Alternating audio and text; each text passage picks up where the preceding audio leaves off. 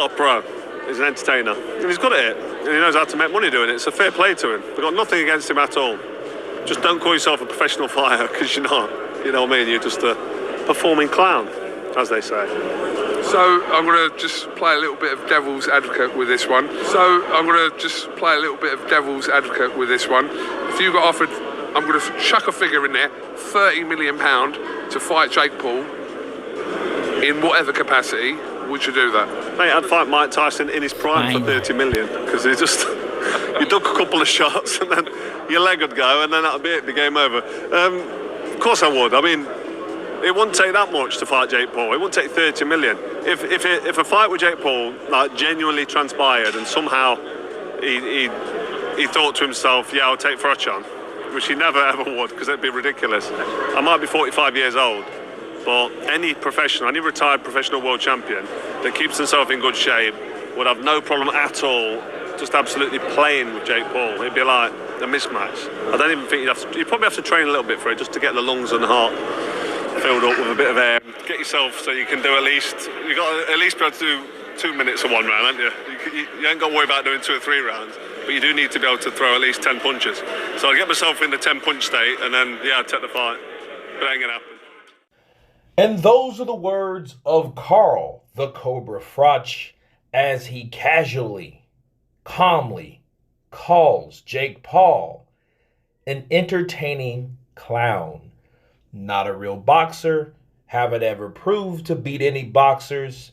And if he had the opportunity to take Jake Paul on, he would gladly play with Jake Paul. All it took was 10 punches. Let me counterpunch. I think depending on the outcome of the Tommy Fury fight, if he smashes Tommy Fury, Jake Paul, I think, will be coming after legends in boxing now. I think will keep it on a safeguard, because beating Tommy Fury, it may mean catastrophic measures for Tommy, but for Jake, not so much, because you know, and he understands there's levels to this, and he knows what can sell and what don't. And I tell you what could is exactly the seeds that Carl the Cobra Froch has planted into the ground. All we need is water and sunlight, right? Because he is stating, hey, if Jake Paul actually ever in his mind mustered up the balls to take me on, I would play with him easily. It wouldn't be a fight.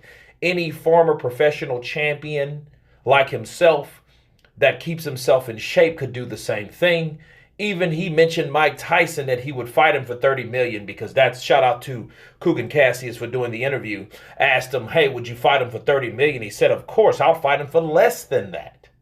Okay, so you know this is not about money at all. And Carl the Cobra Froch, you know, don't get it twisted. He can fight.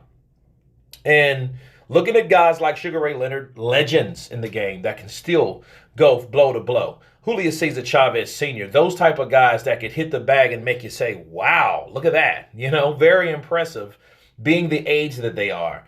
That may be something that could happen. But I wonder what Carl Froch would think after the destruction, possibly, of Tommy Fury, if Jake Paul's able to pull it off. Will he still have the same mindset, or will they just chunk Tommy Fury to the birds, right? But no, this is very interesting. Jake Paul, I think he's always had that egotistical mindset, charisma, confidence thing going for him. And I think that's not going to end anytime soon. So all it really takes is Jake Paul to get that little birdie to fly back to him with this info, so he can possibly make his next match against a legend, a former champion, and Cobra Froch. Let's see if he takes the bait. You guys tell me what you think of Carl Froch calling Jake Paul a clown, offering him a sparring session or an ass beating, or however you want to slice it or dice it, right? Of course, please subscribe. And you guys been Counterpunch. Peace!